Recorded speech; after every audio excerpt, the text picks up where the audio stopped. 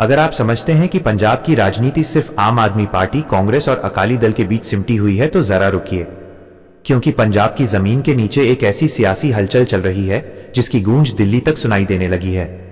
और इसी हलचल के बीच एक नाम फिर से चर्चा में है, बहुजन समाज पार्टी। वीडियो को आगे बढ़ाने से पहले आपसे एक छोटा सा काम। अगर आप चाहते हैं कि आपको राजनीति की असली तस्वीर मिले, बिना मिलावट, बिना झूठे शोर के, तो अभी चैनल को सब्सक्राइब कर लीजिए, क्योंकि यहां बात हेडलाइन से आगे जाकर ग्राउंड रियलिटी की होती है। अब सवाल यह है कि आखिर ऐसा क्या हो गया कि अचानक कहा जाने लगा बीएसपी ने पंजाब में जीत का परचम लहरा दिया और मोदी कैंप तक चौंक गया। क्या सच में कोई बड़ी चुनावी जीत हुई है, या फिर यह किसी और तरह की जीत है जिसे लोग अब समझना शुरू कर रहे हैं? पंजाब की राजनीति को अगर गहराई से देखा जाए तो यहां सिर्फ सरकार बदलने से खेल खत्म नहीं होता। यहां असली लड़ाई होती है समाज के अलग अलग तबकों को अपने साथ जोड़ने की। और इसी खेल में बीएसपी की एंट्री को हल्के में लेना कई पार्टियों के लिए भारी पड़ सकता है। पिछले कुछ समय में पंजाब के दलित बहुल इलाकों में जो कुछ भी हुआ, उसने राजनीतिक विश्लेषकों का ध्यान खींचा है। गांव-गांव, कस्बे-कस्बे में बीएसपी की बैठकों, कार्यक्रमों और मुद्दा आधारित आंदोलनों ने एक साफ संदेश दिया है, पार्टी चुप नहीं बैठी है। ये वही बीएसपी है जिसकी जड़ें पंजाब की मिट्टी में कांशीराम के दौर से जुड़ी रही हैं। यही वजह है कि जब स्थानीय स्तर पर बीएसपी को समर्थन दिखा, जब पार्टी के नाम पर फिर से चर्चा शुरू हुई, तो इसे सिर्फ एक छोटी घटना मानकर नजरअंदाज करना मुश्किल हो गया। कई राजनीतिक जानकार इसे साइलेंट मूवमेंट कह रहे हैं, यानी बिना शोर मचाए अपनी मौजूदगी दर्ज कराना। अब यहां समझने वाली बात यह है कि जीत हमेशा सीटों की संख्या से नहीं मापी जाती। कई बार जीत होती है राजनीतिक स्पेस वापस हासिल करने की। पंजाब में बीएसपी के साथ भी कुछ ऐसा ही होता दिख रहा है। लंबे समय से जिस पार्टी को लोग खत्म मान चुके थे, वही पार्टी अब चर्चा का केंद्र बन रही है। यही वो बिंदु है जहां से मोदी जी हैरान वाली बात निकलकर आती है, क्योंकि जब भी दलित राजनीति किसी एक मंच पर संगठित होने लगती है, उसका असर सिर्फ राज्य तक सीमित नहीं रहता। इसका असर राष्ट्रीय राजनीति की रणनीतियों पर भी पड़ता है। प्रधानमंत्री नरेंद्र मोदी और बीजेपी पिछले कुछ वर्षों से लगातार दलित समाज तक पहुंच बनाने की कोशिश करते रहे हैं। योजनाएं, कार्यक्रम, प्रतीकात्मक संदेश, सब कुछ इसी दिशा में रहा है। लेकिन अगर किसी राज्य में बीएसपी जैसे दल को दोबारा राजनीतिक ऑक्सीजन मिलने लगती है, तो ये सीधा मुकाबला बन जाता है। पंजाब में यही संकेत दिखाई दे रहे हैं। यहां सवाल ये नहीं है कि बीएसपी ने कितनी सीटें जीत लीं, बल्कि सवाल यह है कि बीएसपी ने किसका वोट बैंक हिलाना शुरू कर दिया है। और राजनीति में यही सबसे खतरनाक स्थिति होती है, जब खेल पर्दे के पीछे बदल रहा हो। आपके लिए पंजाब में सबसे बड़ी चुनौती यही है कि उसका कोर सपोर्ट बेस कहीं बिखर न जाए। कांग्रेस पहले से ही कमजोर स्थिति में है, अकाली दल अपने पुराने आधार को बचाने में लगा है, और बीजेपी पंजाब में पहले से ही सीमित दायरे में काम कर रही है। ऐसे में बीएसपी का सक्रिय होना सभी के लिए चिंता का विषय बन जाता है। बहुजन समाज पार्टी की रणनीति साफ दिखती है, मुद्दों की राजनीति। झूठे मामलों, दलित उत्पीड़न, प्रशासनिक कार्रवाई, सामाजिक सम्मान जैसे मुद्दों पर पार्टी लगातार आवाज उठा रही है। ये वही मुद्दे हैं जो पंजाब के एक बड़े वर्ग से सीधे जुड़ते हैं। राजनीतिक गलियारों में यह चर्चा भी है कि बीएसपी पंजाब को सिर्फ एक राज्य की तरह नहीं देख रही, बल्कि इसे एक सिंबॉलिक बैटलफील्ड की तरह देख रही है। अगर यहां पार्टी अपनी पहचान फिर से मजबूत कर लेती है, तो इसका संदेश पूरे उत्तर भारत में जाएगा। और यही बात बीजेपी और मोदी कैंप को सोचने पर मजबूर करती है, क्योंकि बीएसपी का मजबूत होना सिर्फ एक पार्टी का मजबूत होना नहीं है, बल्कि एक वैकल्पिक दलित नेतृत्व का उभरना है। यही कारण है कि अचानक सोशल मीडिया से लेकर राजनीतिक चर्चाओं तक ये लाइन सुनाई देने लगी, बीएसपी ने पंजाब में जीत का परचम लहरा दिया। ये परचम भले ही विधानसभा की कुर्सी का ना हो, लेकिन ये परचम है राजनीतिक वापसी का, चर्चा में लौटने का और अपने अस्तित्व को फिर से साबित करने का। अब सवाल यह है कि क्या ये शुरुआत है किसी बड़े बदलाव की? क्या आने वाले समय में बीएसपी पंजाब की राजनीति में निर्णायक भूमिका निभाएगी, या फिर यह सिर्फ एक सीमित उभार बनकर रह जाएगा? इन सवालों के जवाब आसान नहीं है, लेकिन इतना तय है कि पंजाब की राजनीति अब उतनी सीधी नहीं रही जितनी दिखाई देती थी। और जब राजनीति सीधी नहीं रहती, तो सबसे ज्यादा हैरानी उसी को होती है जो सत्ता के केंद्र में बैठा होता है। यही वजह है कि पंजाब की यह हलचल अब सिर्फ चंडीगढ़ तक सीमित नहीं है, बल्कि दिल्ली तक पहुंच चुकी है। और कहानी यहीं खत्म नहीं होती, क्योंकि इसके बाद शुरू होता है असली खेल, आपकी प्रतिक्रिया, कांग्रेस की बेचैनी और मोदी सरकार की रणनीति। और यही हम आपको बताएंगे आगे। और अब कहानी उस मोड़ पर आ जाती है जहां पंजाब की सियासी हलचल पर बाकी पार्टियों की बेचैनी साफ दिखाई देने लगती है। क्योंकि जब कोई पार्टी बिना शोर मचाए अपनी मौजूदगी दर्ज कराती है, तो असली घबराहट उसी वक्त शुरू होती है जब विरोधी समझ पाते हैं कि मामला सिर्फ बयानबाजी का नहीं है। पंजाब में आम आदमी पार्टी की सरकार है, लेकिन पार्टी के अंदरूनी हलकों में यह चर्चा जरूर है कि दलित इलाकों में वोट का मूड पूरी तरह स्थिर नहीं है। आपने सत्ता में आने के बाद कई फैसले लिए, लेकिन जमीन पर हर फैसला वैसा असर नहीं छोड़ पाया जैसा प्रचार में दिखाया गया। ऐसे में बीएसपी का दोबारा एक्टिव होना आपके लिए एक साइलेंट चेतावनी की तरह है। कांग्रेस की हालत तो इससे भी ज्यादा दिलचस्प है। पंजाब में कांग्रेस पहले ही संगठनात्मक कमजोरी से जूझ रही है। पुराने नेता नाराज हैं, नए चेहरे भरोसा नहीं जगा पा रहे। ऐसे माहौल में अगर दलित वोट बैंक बीएसपी की तरफ झुकने लगता है तो कांग्रेस के लिए यह सीधा झटका माना जा रहा है। यही वजह है कि कांग्रेस के रणनीतिकार पंजाब के हर छोटे राजनीतिक मूवमेंट पर नजर बनाए हुए हैं।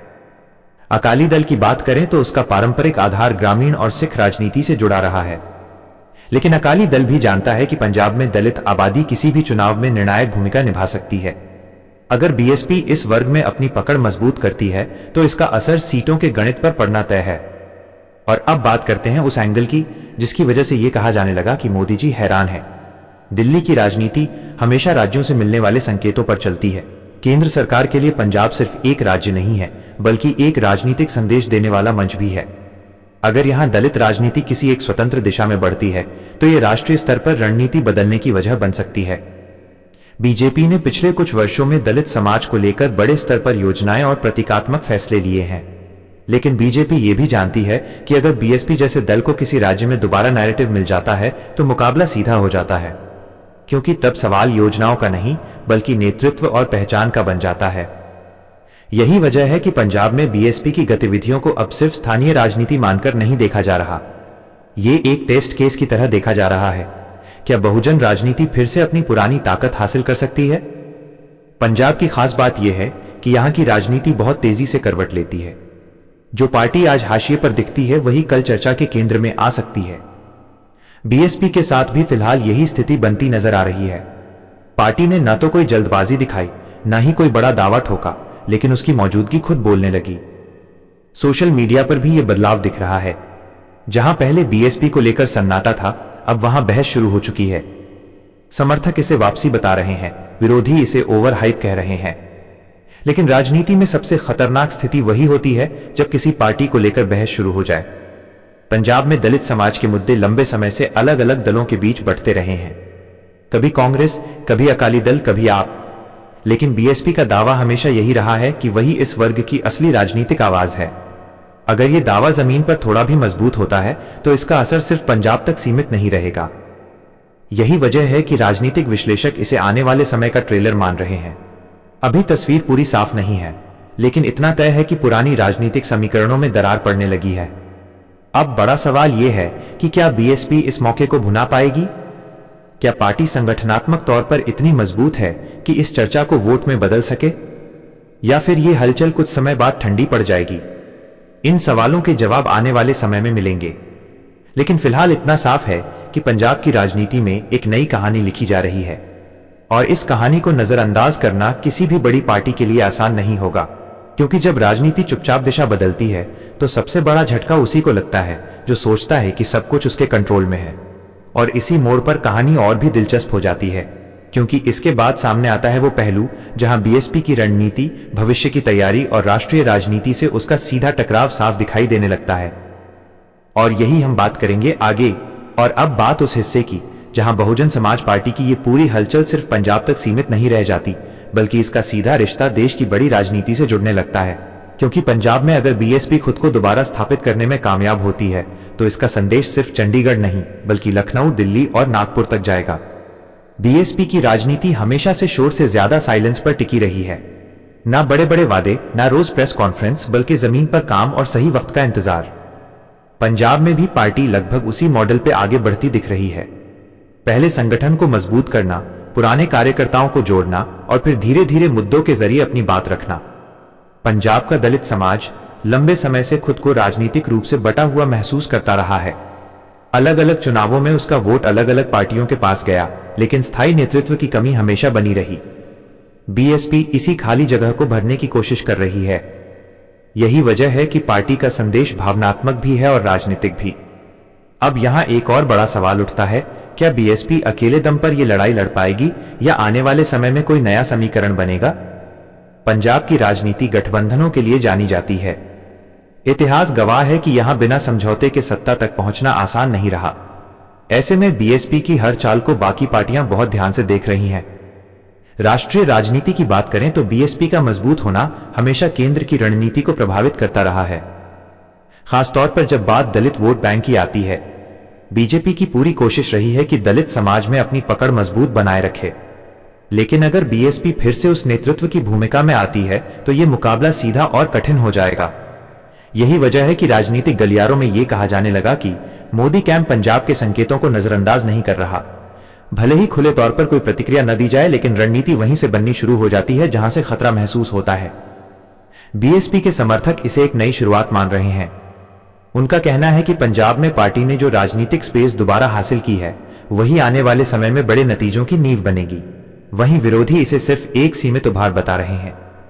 लेकिन राजनीति में सबसे अहम चीज होती है चर्चा में बने रहना, और इस मोर्चे पर बीएसपी फिलहाल कामयाब होती दिख रही है। अब सवाल यह भी है कि क्या यह उभार 2027 या उससे पहले किसी बड़े चुनाव में असर दिखाएगा? इसका जवाब अभी किसी के पास नहीं है, लेकिन इतना तय है कि अगर बीएसपी पंजाब में अपने संगठन को जिंदा रख पाती है तो वो किसी भी चुनाव में किंगमेकर की भूमिका निभा सकती है। पंजाब की राजनीति में किंगमेकर होना भी कम ताकत की बात नहीं होती। यहां कई बार सरकारें सीधे बहुमत से नहीं बल्कि छोटे छोटे समीकरणों से बनती रही हैं। ऐसे में बीएसपी की मौजूदगी समीकरणों को बदलने की क्षमता रखती है, और यहीं पर जीत का परचम वाला नैरेटिव समझ में आता है। यह परचम सत्ता का नहीं बल्कि प्रभाव का है। यह जीत इस बात की है कि बीएसपी को अब नजरअंदाज नहीं किया जा सकता, न मीडिया में, न रणनीति में, और न ही चुनावी गणित में। कहानी का यह हिस्सा यहीं खत्म नहीं होता, क्योंकि आने वाले दिनों में जैसे जैसे राजनीतिक तापमान बढ़ेगा वैसे वैसे पंजाब की यह सियासी हलचल और तेज होगी। सवाल यह नहीं रहेगा कि बीएसपी क्या कर रही है, बल्कि सवाल यह होगा कि बाकी पार्टियां बीएसपी को रोकने के लिए क्या कर रही हैं। और राजनीति में जब कोई पार्टी दूसरों को अपने हिसाब से चलने पर मजबूर कर दे तो वही उसकी सबसे बड़ी जीत होती है। तो कुल मिलाकर पंजाब की राजनीति में जो कुछ भी चल रहा है वो सिर्फ आज की खबर नहीं है, बल्कि आने वाले कल का संकेत है। बीएसपी की ये वापसी कितनी बड़ी साबित होगी ये वक्त बताएगा, लेकिन इतना तय है कि इसने सियासी शतरंज पर कई मोहरे हिला दिए हैं। और शायद इसी वजह से कहा जा रहा है पंजाब में बीएसपी ने जीत का परचम लहराया है और सियासत के बड़े खिलाड़ी अब सतर्क हो चुके हैं।